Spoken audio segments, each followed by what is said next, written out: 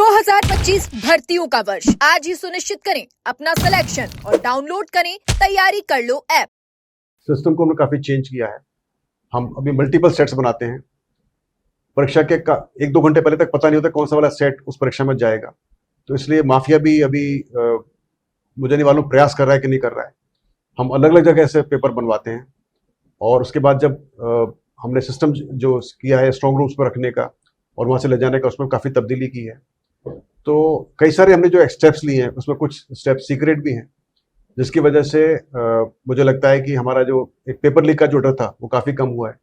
हमने एक और प्रयास किया था, वो था कि कंप्यूटर बेस्ड टेस्ट कराने का, और लगभग हम 10 कंप्यूटर बेस्ड टेस्ट भी कराए छोटी परीक्षाओं को, क्योंकि कंप्यूटर बेस्ड टेस्ट के अंदर पेपर जो होता है सिर्फ 15-20 मिनट पहले ही परीक्षा के सर्वर पर आता है और वहाँ से फिर वो कंप्यूटर हो जाता है। तो सबसे बेस्ट तरीका तो यही है कि अपन सिर्फ परीक्षा से 15-20 मिनट पहले ही पेपर आए और फिर वो कंप्यूटर्स पर जाए। मगर कंप्यूटर बेस्ड परीक्षा के अंदर भी कुछ कुछ खतरा बना रहता है, क्योंकि आपने सुना होगा बहुत सारे केसेस हुए हैं जहाँ पर कि कंप्यूटर्स ही हाईजैक हो जाते हैं, जिसको हम बोलते हैं रिमोट एक्सेस करना, और वो जो माफिया होता है उनको रिमोट एक्सेस करके बच्चों को पास करा देता है। तो लेकिन हमने उसमें ये चेंज किया था कि हमने जो पेपर आया था वो तो हमारे कंप्यूटर स्क्रीन पर था, लेकिन बच्चों से हमने आंसर सुन के ओएमआर शीट पर रिकॉर्ड कराए थे, तो उससे वो खतरा से बचे थे।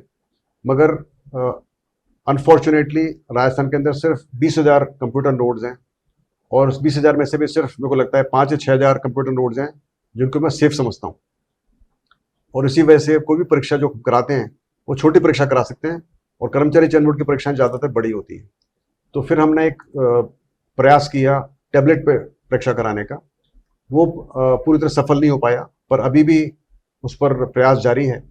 मैं उम्मीद कर रहा हूँ कि अगले 2-3 महीने में शायद वो सफल हो जाए।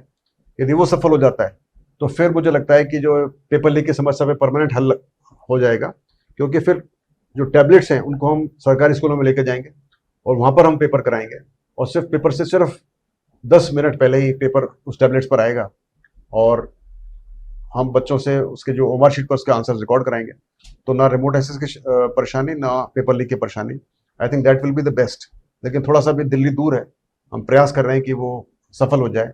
आईआईटी मद्रास और आईआईटी कानपुर में इसका परीक्षण चल रहा है। सफलता होने पर आपको बताऊंगा इसके बारे में।